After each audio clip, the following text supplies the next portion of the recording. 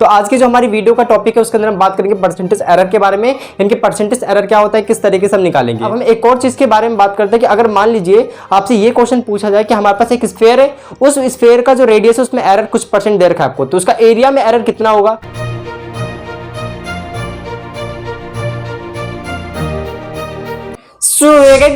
गुप्ता और आज की वीडियो में हम स्टार्ट करने जा रहे हैं पॉलिटेक्निक एंट्रेंस एग्जाम प्रिपरेशन के लिए फिजिक्स के मेजरमेंट चैप्टर के 5th लेक्चर को, जिसके अंदर हम डिस्कस करने वाले हैं परसेंटेज एरर को। परसेंटेज एरर का मतलब है प्रतिशत एरर को। यहाँ पे ध्यान से आज वीडियो को देखिएगा और इसके बाद आपका जितना भी कंटेंट है मेंसुरेशन यानी कि मेजरमेंट चैप्टर का, वो पूरा कंप्लीट हो जाएगा। एंड देन हम आर्यन की बुक के आपके जितने भी एमसीक्यूज है उसको हम आपको सॉल्व कराएंगे। तो अगर आपने सारी वीडियोस नहीं देखी, इससे पहले मैंने आपको बता रखा सिग्निफिकेंट क्या होता है, स्क्रू गेज क्या होता है, वर्नियर कैलिपर क्या होता है, हमने अलग अलग पूरा कंटेंट लेके आए जो भी इनकी बुक के हिसाब से था। एक ही में कंबाइन करता तो आपको कुछ समझ में नहीं आता। बिल्कुल मैंने कॉन्सेप्ट के साथ सारी चीजें समझाई है। और जिसने भी मेजरमेंट का पूरा लेक्चर देखा होगा ना, मतलब जितने भी मैंने सीक्वेंस बनाए, टोटल मिला के 5 से 6 वीडियोस बन चुकी है। आप सभी के लिए वीडियोस बहुत इंपॉर्टेंट है क्योंकि वहां से एंट्रेंस एग्जाम में 110% क्वेश्चन आते हैं, यानी कि वहां से आपके 110% एग्जाम में क्वेश्चन आने ही आने और हर बार आते हैं। तो प्लीज आप सब जरूर देख लीजिएगा। तो आज की जो हमारी वीडियो का टॉपिक है उसके अंदर हम बात करेंगे परसेंटेज एरर के बारे में। इनके परसेंटेज एरर क्या होता है, किस तरीके से हम निकालेंगे। और हम बात करेंगे अगर मान लीजिए दो क्वांटिटी आपके पास, हाँ ठीक है, मान लीजिए दो क्वांटिटी है, दोनों को जोड़ना है और दोनों के पास एरर है। एरर का मतलब समझते हो ना, मतलब कुछ ना कुछ गलतियां हैं। तो यहाँ पे अगर हम दोनों को जोड़ेंगे तो जब हम जोड़ने के बाद जो क्वांटिटी मिलेगी, मतलब जितना भी हमें मिलेगा उसके अंदर कितना एरर होगा। और इस तरीके से मान लीजिए अगर हम दोनों को घटाएंगे तो जो भी चीज मिलेगी तो उसके अंदर भी तो एरर होगा ना। इस तरीके से हम बात करेंगे, अगर हम जोड़े घटाए या फिर मल्टीप्लाई करें डिवाइड करें तो रिजल्ट जो निकल के आएगा उसके अंदर कितना एरर होगा हम कैसे पता करेंगे। तो यहाँ पे देख लीजिए, फॉर एग्जाम्पल के लिए आप मान लीजिए आपके पास स्फीयर है, स्फीयर का मतलब गोला है। अब इसकी रेडियस में है ना, रेडियस में एरर है, रेडियस के नापते, रेडियस को आपने नापा, नापने कुछ एरर आया, मान लीजिए आपका वहां पे एरर दे रखा है 5%, ऐसे लिख के दे दिया। तो अब बताओ जब आप उसको वॉल्यूम को यानी कि वॉल्यूम निकालोगे तो वॉल्यूम में कितने का एरर आएगा। तो आपको इस तरीके से क्वेश्चन पूछे जा सकते हैं। या फिर अगर आप सरफेस एरिया निकालते हो तो कितने का एरर निकल के आएगा, रेडियस में 5% का एरर है तो इस टाइप के क्वेश्चन आज के आपके पूरा कंप्लीट कर दिया जाएगा, डोंट वेरी। तो चलिए हम लेक्चर को स्टार्ट करते हैं। सबसे पहले देखिए मैं आपको बेसिक समझाता हूँ एरर का मतलब क्या है। तो यहाँ पे हम स्टार्ट करते हैं। उससे पहले मान लीजिए हमारे पास कोई भी चीज है, जैसे यही मान लीजिए ये आपको दिखा। अब हमने क्या करा कि इसका हमने लंबाई नापा, ठीक है। फॉर एग्जांपल के मान लीजिए आपने इसका क्या नापा, लेंथ।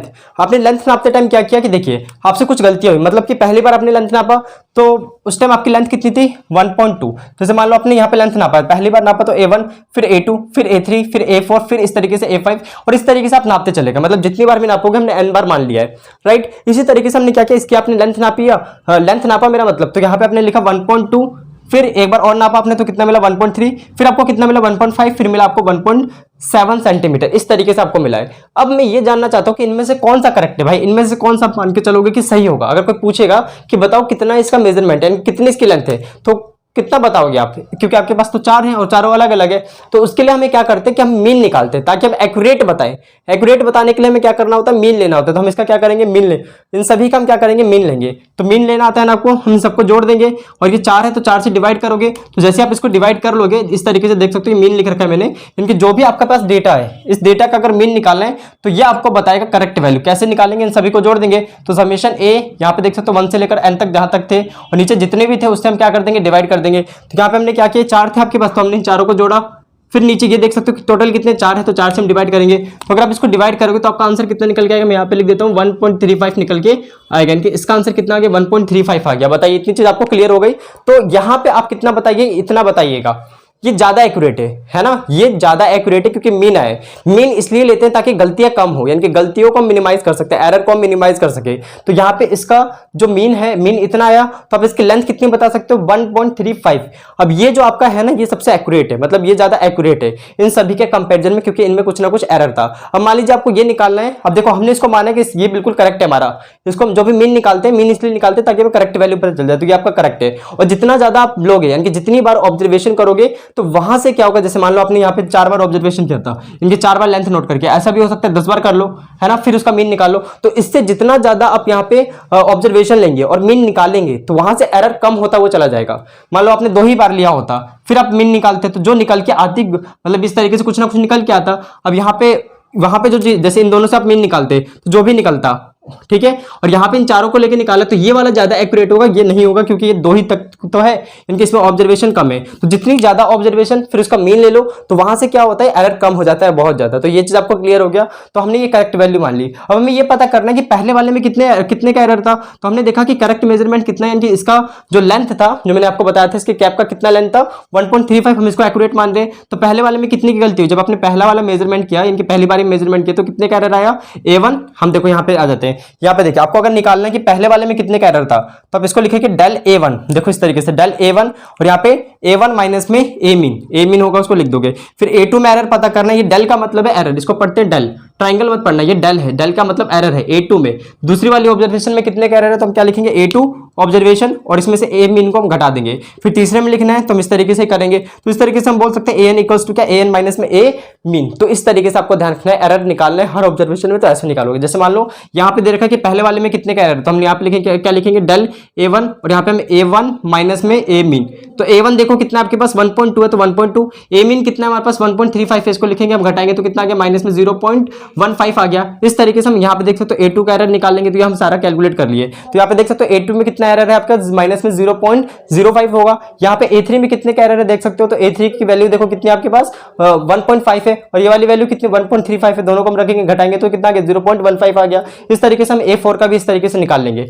अब यहां तक आपको क्लियर है, राइट। अब हम ऐसा क्यों कर रहे हैं अभी आपको बताएंगे, क्योंकि हमें रिलेटिव एरर को समझाना है और परसेंटेज एरर को समझाना है, इसलिए हम आपको ये सारी चीजें बता रहे हैं। तो इतनी चीज आपको क्लियर है। अब हम क्या करेंगे, जैसे आपने ये निकाल लिया पूरा, तो आपको ये निकालना है रिलेटिव एरर कितना निकलेगा। तो रिलेटिव एरर निकालने के लिए आपको क्या करना होता है, ये फॉर्मूला रिलेटिव एरर का, देखिए ये जो फॉर्मूला है ना, ये है रिलेटिव एरर। इसमें क्या करना होता है कि जितने भी इसमें एरर्स हैं, एरर्स का मीन लो, और नीचे जो आपने पहली बार में मीन निकाला था उसको नीचे की तरफ डिवाइड कर दो, आपका क्या निकल जाएगा, रिलेटिव एरर, है ना। रिलेटिव एरर का क्या कहते हैं, अपेक्षित त्रुटि कहते हैं, अपेक्षित त्रुटि निकल जाएगा आपका। तो इसके लिए हमें क्या करना पड़ेगा, पहले जितनी भी चीजें इसका हम क्या करेंगे, मीन लेंगे। तो इस तरीके से हम लिखेंगे डेल AM, यानी कि जितने भी गलतियां थी, डेल का मतलब गलती है, गलती ऑब्जर्वेशन में यहाँ पे मीन लेंगे, तो सभी को जोड़ देंगे, जितने भी होंगे। देख सकते हो ये डेल A1, डेल A2, इस तरीके से डॉट डॉट डॉट कहां तक, डेल AN तक, और फिर नीचे क्या आ जाएगा, N आ जाएगा। तो इन सभी को आप यहाँ पे मीन लोगे, फिर आप क्या करोगे, जो ये चीज निकली है इसको यहाँ पे रखेंगे, और जो आपका ये मीन था इसको हम नीचे रखेंगे। ये हमारा क्या आ जाएगा, रिलेटिव एरर, यानी कि अपेक्षित त्रुटि आ जाएगी, है ना। और इसके बाद एक और टॉपिक होता है कि परसेंटेज, अगर आपको रिलेटिव परसेंटेज निकालना है ना, रिलेटिव एरर निकालना है। रिलेटिव एरर तो आपने सीख लिया नहीं, रिलेटिव एरर ऋतु है। मान लो आपको निकालना है परसेंटेज एरर, ठीक है, आपको निकालना है परसेंटेज एरर। तो आप क्या करोगे, जो आपका रिलेटिव एरर आया है, रिलेटिव एरर को लिख लो डेल A मीन, और नीचे कितना आ जाएगा, A मीन आ जाएगा। इसमें हम किसका मल्टीप्लाई कर देंगे, 100 का, क्योंकि हमें निकालना है परसेंटेज एरर। तो परसेंटेज एरर वाले केस में हम क्या करते हैं, जो रिलेटिव एरर होता है उसमें 100 का मल्टीप्लाई करा देते हैं। तो ये चीज आपको क्लियर है। अब यहाँ पे देखना जरा, यहाँ पे मान लो मुझे निकालना है रिलेटिव एरर, या फिर हमें रिलेटिव एरर निकालना है, परसेंटेज एरर निकालना है, तो हम कैसे निकालेंगे। तो इसके लिए हमने क्या किया, पहले इस तरीके से आप निकाल लोगे डेल A1, A2, A3 इस तरीके से। फिर हम क्या करेंगे, डेल A मीन निकालेंगे। A मीन का मतलब समझते हो कि जो गलती थी इसके अंदर, कितने की जो भी आपने यहाँ पे एरर कैलकुलेट किया ना, इन सब का मीन निकाला। तो यहाँ पे क्या लिखेंगे, डेल A मीन, इन सभी को हम जोड़ देंगे, इस साइड वालों को तो जोड़ दिया हमने। फिर हम 4 से डिवाइड कर देंगे, क्योंकि कितने ऑब्जर्वेशन थे, 4 थे, तो कितना निकल के आ गया, देख सकते हो ये निकल के आ गया। ये आपका क्या है, ये आपके जितने भी एरर्स थे उनका मीन है। एरर का मीन कितना गया, इतना। अब हमें पता है रिलेटिव एरर क्या होता है, कि जितनी भी गलतियों का मीन है, यानी कि जितने भी एरर्स का मीन है उसको ऊपर रखो, और जो ओरिजिनल आपका मीन था ऑब्जर्वेशन का उसको नीचे रखो, दोनों को डिवाइड कर दो। तो देख सकते हो ये आपका कितना है हमारे पास, ये पूरा रख दिया। फिर ये देख सकते हो हमने कितना निकाला था, यहाँ पे 1.35 रखा था, दोनों को हम डिवाइड करेंगे तो कितना निकल गया, ये आपका आगे रिलेटिव एरर, यानी कि अपेक्षित त्रुटि निकल गई। तो इस तरीके से हम अपेक्षित त्रुटि निकालते हैं, निकाल लिया आपने। अब मान लो किसी ने बोला परसेंटेज एरर बताओ, तो परसेंटेज एरर में कुछ नहीं करना, रिलेटिव एरर को किससे मल्टीप्लाई करना है, 100 से, डेट सोल्व आपका आंसर आ जाएगा। तो यहाँ पे हम इसको 100 से मल्टीप्लाई कर देंगे तो आपके पास आएगा 5.6 का 6% का एरर आ गया। तो इस तरीके से आपको कैलकुलेट करना है। बताइए समझ में आई इतनी चीजें, ग्रेट। तो इस तरीके से आपको करना होगा। तो समझ आया फॉर्मुला क्या है। तो रिलेटिव एरर का फॉर्मुला समझ में आना चाहिए भाई, बोलो क्या था, relative error equals to del, यानी कि जो भी एरर्स है उनका मीन, और नीचे हम क्या लिखेंगे, ओरिजिनल जो ऑब्जर्वेशन थे उन सभी का मीन। ये हमारा क्या आ गया, रिलेटिव एरर। अगर आपको परसेंटेज निकालना है तो किससे मल्टीप्लाई करोगे, 100 से। तो इस तरीके से हमारे पास ये आंसर निकल के आएगा। बहुत आसानी से आया, समझ आ गई सारी चीजें। तो हमारे पास ये ऑब्जर्वेशन थे, हमने इसका मीन निकाल लिया, ट्रू वैल्यू हो गई। अब हमें क्या निकालना है यहाँ पे, डेल A1, यानी कि पहले वाले ऑब्जर्वेशन में कितनी गलती है, तो हम क्या लिखेंगे A1, उसमें से उस मीन को घटाएंगे। तो इस तरीके से हमने ये 4 तक निकाल लिया जितने भी एरर्स थे। अब हमें क्या निकालना है, एरर्स का मीन निकालना है, तो हम सबको जोड़ेंगे, 4 से हम डिवाइड कर देंगे, ये आ जाएगा। फिर हम ये देख सकते हैं मीन का एरर का मीन आ चुका है। फिर हमें मान लो रिलेटिव एरर निकालना है, तो हम क्या करेंगे, इसको हम यहाँ पे रख लेंगे, और इसके नीचे हम किससे डिवाइड करेंगे, इसको इसको हम डिवाइड कर लेंगे तो इस तरीके से हमारे पास आ जाएगा। फिर परसेंटेज एरर निकाला तो हम 100 को मल्टीप्लाई करेंगे, हमारा आंसर आ जाएगा। तो इस टाइप के आपके एग्जामिनेशन में क्वेश्चन पूछे जाते हैं। रिलेटिव एरर क्या होता है, परसेंटेज एरर क्या हो सकता है रिलेटिव एरर आपको दे दे, फिर आपको बोले परसेंटेज एरर निकालो, तो इस तरीके से आप निकाल लीजिएगा, राइट। या फिर ऐसे ऑब्जर्वेशन लिख के दे देगा, बोलेगा रिलेटिव एरर बताओ, परसेंटेज एरर बताओ, तो इस तरीके से आप बता लोगे।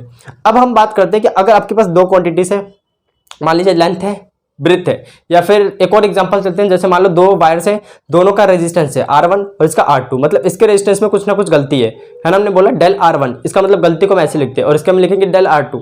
अब हम जब दोनों को कंबाइन करेंगे, मान लो हमने सीरीज में लगा दिया, तो सीरीज में लगाने के बाद जब आप उसको सीरीज में लगाओगे तो वहां पे एक निकलेगा इक्विवेलेंट रेजिस्टेंस, है ना। आपको पता नहीं इक्विवेलेंट रेजिस्टेंस निकलेगा, तो जो इक्विवेलेंट रेजिस्टेंस है उसके अंदर भी तो गलती होगी, तो कितने की गलती होगी, कितने का एरर होगा, उसको हम पता करने के लिए आपको बताएंगे किस तरीके से करना है, राइट। तो प्लीज पहले इतना नोट करो, फिर हम आगे बढ़ते हैं, प्लीज नोट। वेल स्टूडेंट, अब हम बात करते हैं कॉम्बिनेशन ऑफ एरर के बारे में। तो यहाँ पे देखिए स्टूडेंट, हमारा नेक्स्ट क्या है, combination of error. Combination of error का क्या मतलब है, जैसे मान लीजिए आपके पास सम करना हो, जैसे दो क्वांटिटी से ए और बी, दोनों को अगर आपने जोड़ दिया और दोनों के अंदर एरर था, मान लो इसके अंदर आपका एरर कितने का था, डेल ए का एरर था, और इसके अंदर कितने का एरर था, डेल बी का अंदर था, मतलब एरर का मतलब गलती थी। तो इस जेड के अंदर कितने की गलती होगी अगर आप दोनों को जोड़ते हो, तो हम कैसे निकालेंगे, आपको ध्यान रखना। मैं डायरेक्टली आपको डेरिवेशन नहीं करा रहा हूँ, मैं डायरेक्टली आपको आंसर बता रहा हूँ, ठीक है। मेरा मतलब था मैं आपको डेरिवेशन नहीं कराना चाहता, डायरेक्टली मैं आंसर बता रहा हूँ आपको किस तरीके से लिखना है। कि जो एरर आएगा ना जेड में, वो जेड में एरर किसके बराबर होगा, डेल ए प्लस में डेल बी के बराबर होगा। ये चीज आपको ध्यान रखनी है, मतलब डेल ए में जितना एरर था, डेल बी में जितना एरर था, दोनों को जोड़ दो तो ये पता चल जाएगा कि आपका डेल जेड में कितने का एरर आया है, अगर जोड़ने वाला है तो। यानी कि कॉम्बिनेशन ऑफ एरर का कौन सा, ये error in some. Error in सम कितना होता है आपका, del Z equals to del A plus में डेल बी।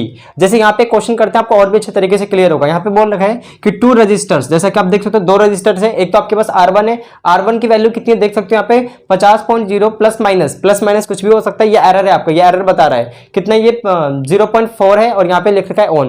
और उसके बाद इन्होंने बोला R2 है हमारे पास, R2 के हमारे पास दूसरा रजिस्टर है, यहाँ पे देख सकते हो ये कितना दे रखा है हमारे पास, ये देख सकते हो 75.0 प्लस माइनस में 0.5 ये ओम दे रखा है हमें। आर कनेक्टेड इन, ये कैसे कनेक्ट कर रखा है, ये चीज आपको ध्यान रखनी है, सीरीज में कनेक्ट कर रखा है। तो what will be the equivalent, ये इक्विवेलेंट रेजिस्टेंस इसका कितना होगा, ये आपको निकाल के बताना है। तो इक्विवेलेंट रेजिस्टेंस हम निकालेंगे। तो सबसे पहले बताओ दोनों को हमने कैसे कनेक्ट किया, सीरीज में। और अब सीरीज में कनेक्ट करोगे तो इसका इक्विवेलेंट आपको निकालने आता है, ऐसे ही तो करते हैं सीरीज में, इस तरीके से हमारे पास है, ये हमने सीरीज में इसको कनेक्ट कर दिया। तो यहाँ पे क्या था आपके पास, R1 था, यहाँ पे R2 था। अगर सीरीज में दो चीजें कनेक्ट होती है, मतलब रजिस्टर आपस में कनेक्टेड होते हैं, तो यहाँ पे इसका जो टोटल होता है वो कैसे निकालते हैं, टोटल इक्वल्स टू निकालते हैं R1 प्लस में R2 करके, R1 प्लस में R2 करके, ऐसे तो निकालते हो। तो यहाँ पे टोटल रेजिस्टेंस कितना आएगा, तो सबसे पहले आप क्या करोगे, यहाँ पे देखो एक बात तो बिना एरर के कैलकुलेट करो। तो यहाँ पे आप एक चीज लिख सकते हो कि नहीं, कि जो आपका एरर होगा RS में वो कितने का होगा, डेल R1 प्लस में डेल R2, यही तो होगा, राइट। हाँ कि ना बताओ, बिल्कुल सही यही होगा। यहाँ पे देखो डेल RS हम लिखेंगे,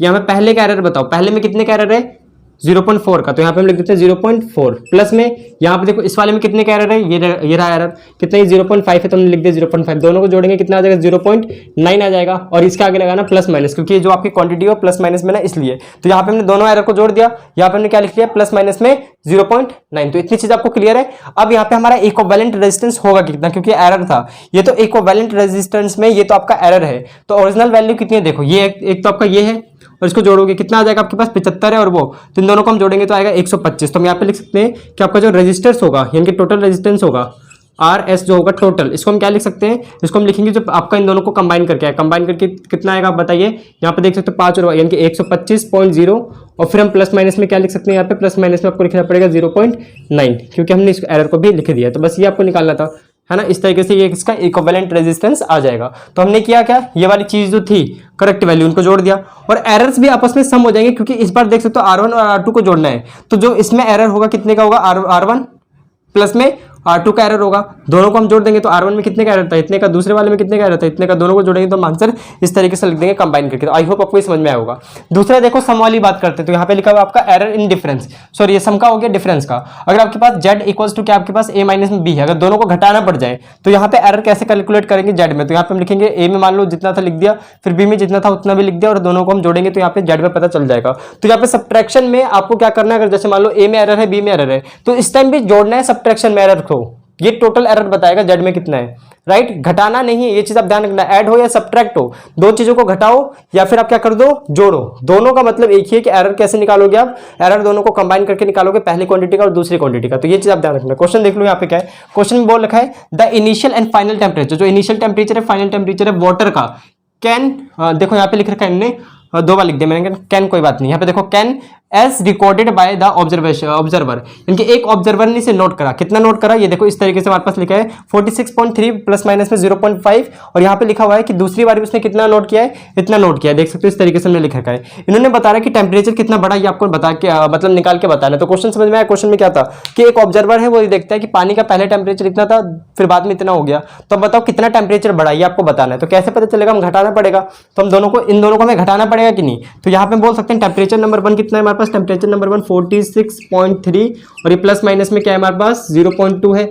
अगली चीज बताओ, ये पूरा हमें दे रखा था 0 इस तरीके से डिग्री सेल्सियस, यहाँ पे टेम्परेचर नंबर 2 बताओ, टेम्परेचर नंबर 2 कितना 67.4 और यहाँ पे प्लस माइनस में लिख सकते हैं 0.5 हो जाएगा डिग्री सेल्सियस। अब आपको ये बताना है कि एरर कितने का है, मैं इनकी दोनों का, अगर हम आपको पहले तो ये बताना है calculate the rise in temperature, temperature में कितने का राइज हुआ, तो टेम्परेचर में कितने का राइज हुआ आप कैसे निकालोगे, यहाँ पे सबसे पहले तो आपको डेल टी निकालना पड़ेगा ना, कितने का राइज हुआ। तो इसके लिए हम क्या करेंगे, इसको हम इससे घटा देंगे, तो कितना आएगा बताइए, है ना। देखो ये एरर को तो आपको जोड़ देना ना, सिंपल। तो यहाँ पे हम लिख लेते हैं, पहले आ जाएगा टेम्परेचर नंबर 1 का एरर प्लस में टेम्परेचर नंबर 2 का एरर। ये चीज क्लियर है कि जो भी आपका टेम्परेचर अभी घटाओगे, मतलब दोनों को हमें घटाना होगा ना। पहले एक चीज ध्यान से सुनो, यहाँ पे बोला राइज इन टेम्परेचर, बताओ कि टेम्परेचर में कितना राइज हुआ, तो आप बोल सकते हो कि डेल टी यानी कि टी इक्वल्स टू कैसे निकालोगे, टेम्परेचर नंबर 2 माइनस में टेम्परेचर नंबर 1, ऐसे तो निकालोगे। एग्री करते हो कि नहीं। तो यहाँ पे हम क्या करें देंगे, सबसे पहले इसको आप इससे घटाओगे, तो यहाँ पे आप देख सकते हो 67.4 है और यहाँ पे कितना आपके पास है 46.3 है, दोनों को घटाएंगे तो यहाँ पे 1 आएगा और यहाँ पे 1 और यहाँ पे 2, तो 21.1 आ गया। तो यहाँ पे हम क्या लिख सकते हैं 21.1, तो यहाँ पे हम नया जो टेम्परेचर आएगा वो कितना आएगा हमारे पास 21.1 आएगा। लेकिन प्लस माइनस में एरर भी तो होगा, तो एरर कितना होगा, क्योंकि दोनों को आप घटा रहे हो तो एरर को हमें तब भी जोड़ना है। तो इसमें एरर कितने का, 0.5 का, इसमें एरर कितना है 0.2 का, दोनों को जोड़ेंगे तो कितना आ जाएगा 0.7 आ जाएगा डिग्री सेल्सियस। तो यहाँ पे आ गया डिग्री सेल्सियस, इस तरीके से हम निकालेंगे। वेल स्टूडेंट, यही हमारा आंसर आएगा। जैसा कि आपने देखा कितना आ गया 21.1 प्लस माइनस में हमने क्या लिखा 0.7, इस तरीके से आपको निकालना है। तो समझ आया हमने क्या किया, पहले तो हमने आपको निकालना था कि डिफरेंस इन टेम्परेचर कितना है, कि टेम्परेचर कितना बड़ा, तो हमने क्या लिखा T2 माइनस में T1। यहाँ पे हम घटा रहे हैं तो सबसे पहले हमने घटा लिया ओरिजिनल वैल्यू को, देखो इसको हमने इससे घटा लिया, इस वाले को पूरे को इससे हमने घटा लिया, घटा के इतना आया। फिर हमें क्या करना था, एरर्स है ना, तो आपको अगर घटा रहे हो तो एरर्स क्या हो जाते हैं, जुड़ जाते हैं, तब भी हमें एरर को जोड़ना है। तो हम दोनों एरर को जोड़ लेंगे, जोड़ के हमने यहाँ पे लिख दिया, ये हमारा टेम्परेचर निकल के आ गया, ठीक है, राइट। इस तरीके से हमें करना था। तो प्लीज इतना नोट करो, फिर हम बात करते हैं अगर मल्टीप्लिकेशन करने और डिवाइड करना हो तो हम किस तरीके से एरर को फाइंड करेंगे। तो प्लीज नोट पहले। वेल स्टूडेंट, अब हम बात करते हैं प्रोडक्ट की तथा डिवीजन की। यहाँ पे देखिए, अगर हम बात करें कि दो क्वांटिटीज है हमारे पास, ये देख सकते हो, अगर हमें दोनों को मल्टीप्लाई करना है तो जो आपका निकल के आएगा रिजल्ट, उसके अंदर कितने का एरर होगा कैसे हम बताएंगे। जैसे मान लो आपके पास ए में भी एरर था, बी में भी एरर था, दोनों को मल्टीप्लाई करा तो जेड निकल के आया, उसके अंदर कितने का एरर है इसके बारे में हम बात करते हैं। तो आपको कैसे निकालोगे, सीधा फॉर्मूला पे याद रखो, कैसे निकालोगे, डेल जेड अपॉन में Z equals to del A upon में ए प्लस में डेल बी अपॉन में बी। यहाँ पे डेल ए का मतलब समझ रहे हो ना, एरर इन ए, और यहाँ पे क्या एरर इन बी। फिर ए जो वैल्यू थी उसको रख देंगे, बी की जो वैल्यू थी वो रख देंगे, ठीक है। फिर यहाँ पे डेल जेड अपॉन में डेल जेड निकल के आ जाएगा। यहाँ से आपको क्या करना है, इस वाले जेड को हम इधर भेज देंगे, ये इधर आके मल्टीप्लाई हो जाएगा पूरा इससे, फिर आपका क्या निकल जाएगा, एरर निकल जाएगा डेल जेड में, ठीक है।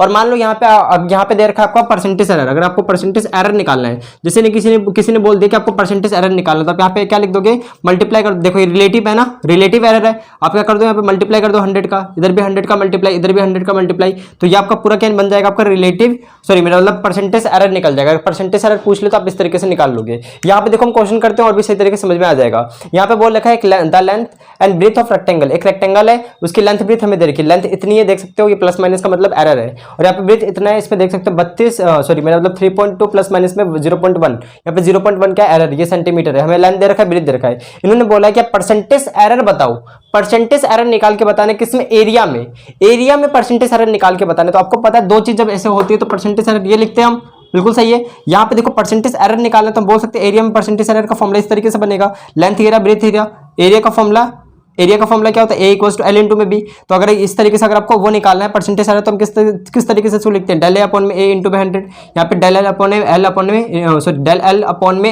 एल इंटू में 100, फिर यहाँ पे डेल बी अपॉन में बी इंटू में 100। अब हम क्या करेंगे, फॉर्म सीधा आंसर लिखेंगे। तो यहाँ पे देखो हम क्या करते हैं, सबसे पहले आपको डेल एल अपॉन में एल लिखना है। तो यहाँ पे देखो डेल एल यानी कि लेंथ के साथ कितने का एरर है, कितने का हमारे पास 0.2 का, तो यहाँ पे हम क्या लिख देंगे 0.2। फिर यहाँ पे लेंथ देखो, तो आपको यहाँ पे लेंथ पता चल जाएगा, लेंथ कितने हमारे पास 4.6 है, तो हम यहाँ पे क्या लिख दिया 4.6 इंटू में हम किससे मल्टीप्लाई करेंगे 100 से।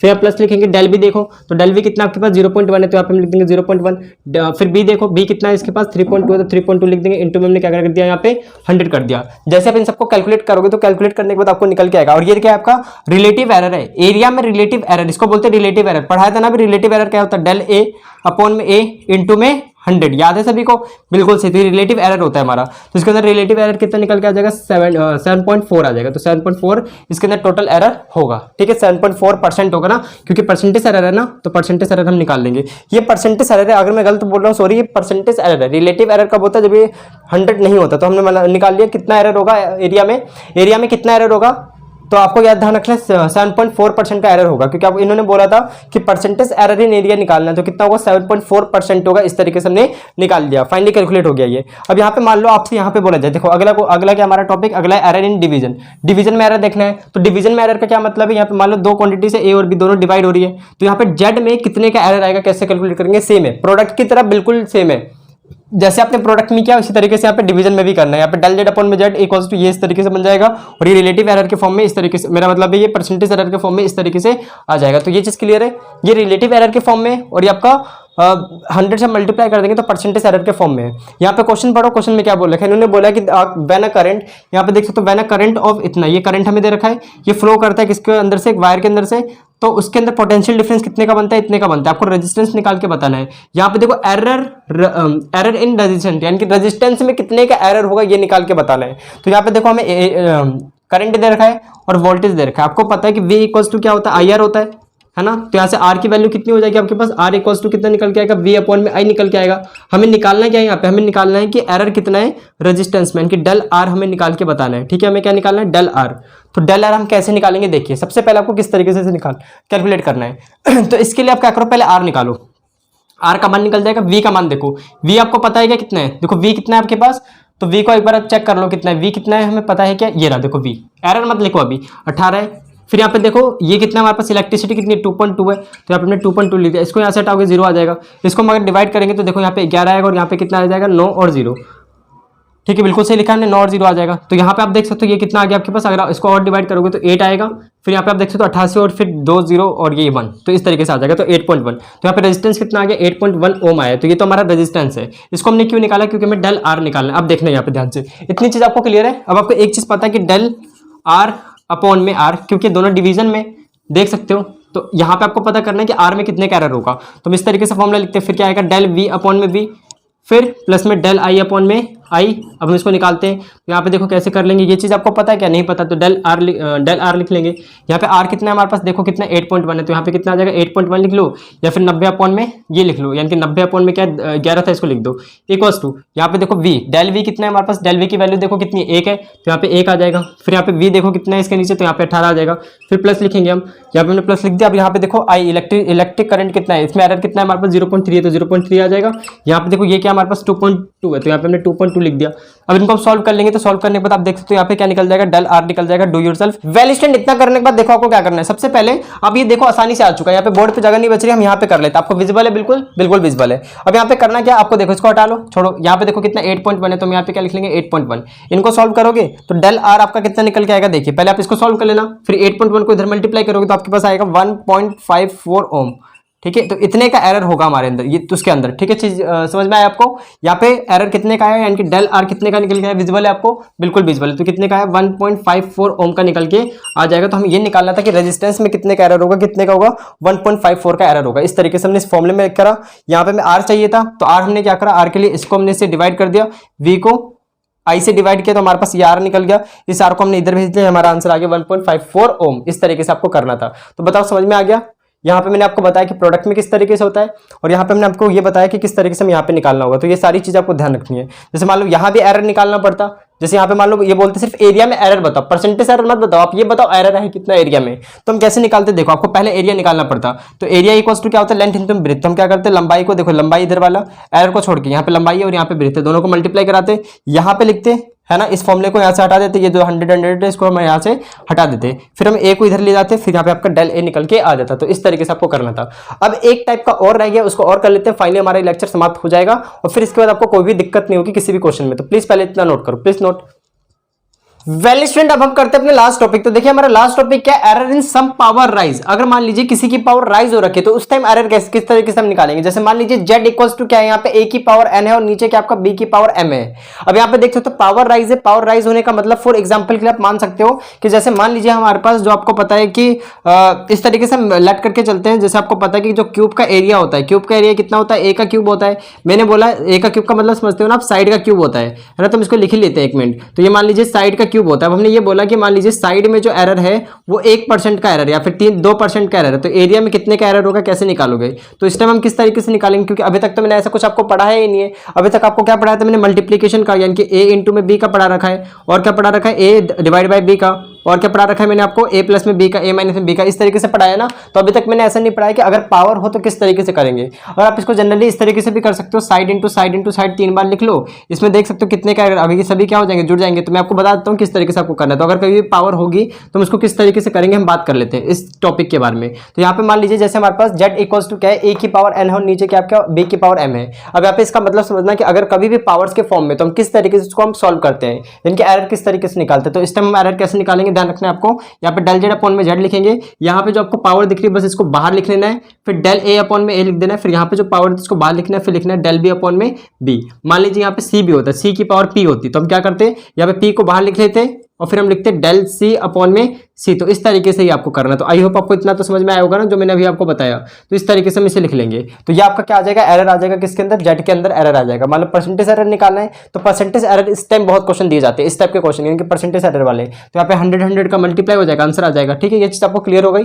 अब यहाँ पे जैसे मान लीजिए आपके पास एक और चीज है, z इक्वल्स टू क्या है, a की पावर m है, n है, और यहाँ पे क्या a की पावर m है, तब भी वही चीज लगेगी, तब भी वही चीज आपको लगाना है। z में कितने का एरर होगा, तो डेल z अपॉन में z लिखना है आपको, इक्वल्स टू n लिखना है, और यहाँ पे हम क्या लिख लेंगे, मान लीजिए b था ना हमारे पास, इस तरीके से। तो n को बाहर लिया तो डेल a अपॉन में a आ जाएगा, फिर हम क्या करेंगे, यहाँ पे m को बाहर लेंगे तो यहाँ पे क्या आ जाएगा, डेल b अपॉन में b आ जाएगा। तो बस सिंपल चीज है ये सब, है ना। इसमें 100 का मल्टीप्लाई कर दोगे तो परसेंटेज एरर आ जाएगा आपका। अब यहाँ पे क्वेश्चन देखो बहुत अच्छे तरीके से समझ में आ जाएगा। इस क्वेश्चन में क्या है हमारे पास कि फाइंड परसेंटेज एरर इन जी। जी में परसेंटेज एरर बताना है। ये जी दिख रहा है आपको, ये बस फॉर्मूला समझ लो, कुछ भी नहीं है, बस ये ऐसे लिखा हुआ है। इन्होंने बोला है कि यहाँ पे जो आपको एल दिख रहा है, एल में कितने का एरर है, 3% का, टी में कितने परसेंट का एरर है, 4% का। तो अब बताओ जी में कितना है। अब ये मत सोचो कि किस चीज का फॉर्मूला है, जी क्या है इसमें, एल क्या है, टी, इतना कुछ सोचना ही नहीं है। एक चीज और ध्यान रखो कि जो 4 है ये क्या होता है हमारे पास, कांस्टेंट, और ये भी क्या है, कांस्टेंट। तो इसमें तो कोई भी आपका एरर नहीं होगा, तो इसको आप साइड ही में रखो। तो यहाँ पे कुछ इस प्रकार से आपको दिख रहा है, जी इक्वल्स टू कितना, एल अपॉन में टी का स्क्वायर राइज पावर में। तो इसको हम क्या बोल सकते हैं कि आपको ये निकालना है कि इसके अंदर कितना परसेंटेज एरर होगा, क्योंकि दोनों परसेंटेज में ही है। तो इसको हम लिख सकते हैं डेल जी अपॉन में जी इंटू में 100 equals to del L upon में एल इंटू में कितना 100, और यहाँ पे देखो क्योंकि टी की पावर कितनी 2 है तो हम 2 को बाहर लिखेंगे, फिर यहाँ पे कितना आ जाएगा, डेल टी अपॉन में टी इंटू में 100। बताओ यहाँ तक आपको क्लियर है या फिर नहीं, कुछ था ही नहीं यार, आसान था बिल्कुल ये। अब यहाँ पे एक बात बताइए, ये कितना है आपके पास, डेल एल अपॉन में एल, डेल एल अपॉन में एल, और ये पूरा चीज देखो ये क्या परसेंटेज एरर, परसेंटेज एरर कितना है लेंथ में देख सकते हो 3%, तो सीधा ये आ जाएगा 3 प्लस में 2 और इंटू ये चीज देखो टाइम, ये जो भी था इसके अंदर कितना है हमारे पास 4 है, तो यहाँ पे हम 4 लिख लेंगे। इनको मल्टीप्लाई करो कितना होगा 8, फिर 9 10 11, तो यहाँ पे कितने का एरर आ जाएगा 11% का। तो ये चीज आपको क्लियर है, 11% का हम इस तरीके से एरर लिख देंगे। तो यहाँ पे कितने परसेंट का एरर आ जाएगा 11 का, एक बार देख लो, ये 8 हो गया, 9 10 11 सही लिखा है ना हमने, बिल्कुल बिल्कुल सही है। तो 4 और वो फिर मल्टीप्लाई होकर बिल्कुल सही है। तो 4% का एरर होगा किसके अंदर, जी के अंदर। तो इस तरीके से हमें करना था। अब हम और भी अच्छे तरीके का क्वेश्चन करते हैं। जैसे क्वेश्चन ये होता है कि मान लो अगर रेडियस है ना, तो वेल स्टूडेंट इतनी चीज आपको क्लियर हुई है। अब हम एक और चीज के बारे में बात करते हैं कि अगर मान लीजिए आपसे ये क्वेश्चन पूछा जाए कि हमारे पास एक स्फीयर है, उस स्फीयर का जो रेडियस है उसमें एरर कुछ परसेंट दे रखा है आपको, तो उसका एरिया में एरर कितना होगा, या फिर आप ये बोल सकते हो वॉल्यूम एरर कितना होगा, इसको हम किस तरीके से निकालेंगे। तो यहाँ पे देखिए इस टाइप का एक क्वेश्चन हम कर लेते हैं। तो सबसे पहले हम इसको इरेज करते हैं। अब इस क्वेश्चन को पढ़िए जरा आप। इस क्वेश्चन में ये कहा गया कि जो आपकी स्फेयर की रेडियस है उसमें कितने का एरर है, 1% का एरर है। जैसा कि आप देख सकते हो लिखा हुआ है बोर्ड पे 1% का एरर है। यहाँ पे देखिए the percentage error in radius of sphere कितना 1% है। आपको ये बताना है कि परसेंटेज एरर कितना होगा, परसेंटेज एरर कितना होगा किसमें, वॉल्यूम में और इसके एरिया में। तो आसान क्वेश्चन है कि नहीं है। अब बताओ वॉल्यूम बराबर क्या होता है, स्फेयर का वॉल्यूम बताना। वॉल्यूम होता है 4/3 पाई r क्यूब। रेडियस में कितने का एरर है, रेडियस में देख सकते हो परसेंटेज एरर है ना, इसका परसेंटेज एरर कितना 1% है। तो ये परसेंटेज एरर तो हमें गिवन है। अब यहाँ पे आप देख सकते हो ये दोनों चीजें क्या कांस्टेंट है। तो यहाँ पे लिख सकते हैं डेल v अपॉन में v इंटू में क्या 100। यहाँ पे आपको दिख रहा है ये 3 है तो 3 तो बाहर आ जाएगा। यहाँ पे हम क्या लिखेंगे डेल r अपॉन में r, क्यों, क्योंकि तो चीज कांस्टेंट, इसका कोई मतलब थोड़ा ना, राइज पावर है 3 बार ये इस तरीके से आ गया। इंटू में क्या कर देंगे 100, परसेंटेज एरर निकाल, परसेंटेज एरर के फॉर्म में होगा। ये पूरी चीज बताओ कितना है आपके पास, 1% है तो पूरा 1% इंटू 3 कितना आ जाएगा 3% होगा। तो वॉल्यूम में कितने परसेंट का एरर होगा, 3% का एरर होगा। इसमें आपको कुछ भी नहीं करना क्योंकि परसेंटेज एरर बता रहा है। तो इस तरीके से हमने 3 लिख दिया। यहाँ पे बताओ एरिया, तो एरिया बराबर क्या होगा आपके पास, एरिया आप जानते हो टोटल सरफेस एरिया कैसे निकालते हैं 4 पाई r स्क्वायर। तो यहाँ पे तो इन दोनों का कोई मतलब नहीं क्योंकि ये एक्यूरेट वैल्यू है, यहीं पे डिपेंड कर रहा है क्योंकि एरिया इसमें रेडियस में कितने का आपका एरर है 1% का। तो उसको हम क्या लिख सकते हैं डेल a अपॉन में a इंटू में 100 इज इक्वल्स टू 2 को बाहर लिख लो डेल r अपॉन में r इंटू में 100। ये आपको दे ही रखा है, देखो ये पूरा कितना 1% है तो यहाँ पे कितना आ जाएगा मल्टीप्लाई होगा तो 2%। तो एरिया में कितने का आ जाएगा एरर, एरिया में एरर आएगा परसेंटेज एरर 2% और इसमें कितने का होगा 3% का होगा। तो आई होप आप इस तरीके का क्वेश्चन कर सकते हैं। आपको कुछ भी दे दिया जाए, जैसे मान लो यहाँ पे इस तरीके से कुछ भी लिख के दे दिया जाए, जैसे मान लो आपको लिख के दे दिया जाए जेड इक्वल्स टू क्या आपके पास इस तरीके से मान लो p की पावर 6 और यहाँ पे 3 की पावर नहीं, यहाँ पे मान लीजिए हमने लिख दिया यहाँ पे 6 की इस तरीके से s की पावर 5 और यहाँ पे आपके पास लिखा हुआ है मान लो हमने लिख दिया a लिख दिया, a की पावर m है, a की पावर m नहीं मान लो 2 है और यहाँ पे b की पावर 3 है। आपको यहाँ पे बताना है कि परसेंटेज एरर कितना होगा z में। मान लो आपको p में दे रखा है, p में कितने का आपके पास, p में 6% का मान लो 1% का है और ये जो s दिख रहा है s में कितने परसेंट का आपके पास 2% का एरर है और यहाँ पे a जो दिख रहा है a में कितने परसेंट का आपके पास 1% का ये और b में कितने परसेंट का आपके पास 2% का। तो आपको ये बताना है कि इस z में कितने का एरर आएगा। आसान क्वेश्चन है, कर लोगे कि नहीं, मैं करके दिखा दूं क्या एक बार। इसको आपको क्या करना है डेल z अपॉन में z लिखना है इंटू में 100 परसेंटेज एरर बताना है ना। इसमें हम क्या करेंगे पहले 6 को बाहर लिख लो, 6 बाहर आ गया आपका, इसको मैं डालते हैं यहाँ पे ये 3% आंसर आया इसका। तो यहाँ मैंने 6 को बाहर लिख लिया। फिर यहाँ पे हम क्या लिखेंगे डेल p अपॉन में p इंटू में 100 इस तरीके से। फिर अगला क्या हो जाएगा हमारे पास 5 बार लिखोगे, यहाँ पे कितना आ जाएगा डेल s अपॉन में s इंटू में 100 इस तरीके से लिख दिया हमने। फिर नीचे वाले को भी लिख दो, यहाँ पे हम क्या लिख सकते हैं प्लस में 2, यहाँ पे डेल a अपॉन में a इंटू में 100 यहाँ पे हम लिख देंगे। फिर क्या आ जाएगा हमारे पास 3 बार आ जाएगा तो डेल b अपॉन में b और नीचे क्या आ जाएगा इस तरीके से 100 लिख देंगे। अब आपको क्या करना है सोल्व करना है, तो सोल्व कर लोगे आराम से। पहले देखो यहाँ पे आपको क्या रखना है 1, तो 6 इंटू में 1 ये 6 हो जाएगा 6%। ये कितना हमारे पास 5 है, ये कितना हो जाएगा आपके पास देख सकते हो, सॉरी 5 नहीं 10 हो जाएगा ना, यहाँ पे लिखोगे तो ये हो जाएगा हमारे पास 10। इसको अगर आप इसमें रखते हो तो कितना होगा, देखिए इसके अंदर हम रखते हैं तो ये हो जाएगा 2 और इसको अगर आप इसके अंदर रखोगे तो कितना हो जाएगा आपके पास 6। तो हम सबको जोड़ लेते हैं तो यहाँ पर देख सकते हो 16, 17, 18 और 18 और 24% का एरर इसके अंदर आ जाएगा। तो इस तरीके से आपको कैलकुलेट करना था। तो आई होप स्टूडेंट ये वीडियो आपको बहुत ज्यादा पसंद आई होगी। इसके बाद आपके एंट्रेंस एग्जाम में जो भी क्वेश्चन आएंगे आप आराम से कर सकते हो और ऐसा कॉन्सेप्ट आपको कहीं नहीं मिलेगा, मतलब बहुत ज्यादा पॉलिटेक्निक के लिए आपको कहीं भी नहीं मिलेगा। पूरा चैप्टर एक ही में करा दिया जाता है, फिर कुछ समझ में नहीं आएगा सेपरेट। तो आपको इसी तरीके से करना होगा अगर आपको एंट्रेंस एग्जाम को क्लियर करना है। तो मैं बहुत मेहनत कर रहा हूँ, प्लीज अगर आपको दिख रहा है तो कम से कम आप सब लाइक किया करो और थोड़ा सा बस शेयर कर दिया करो। तो इसी के साथ स्टूडेंट हम वीडियो को यहीं पे खत्म करते हैं, मिलेंगे अपने नेक्स्ट वीडियो में। पढ़ाई करते रहें, ऑल द वेरी बेस्ट।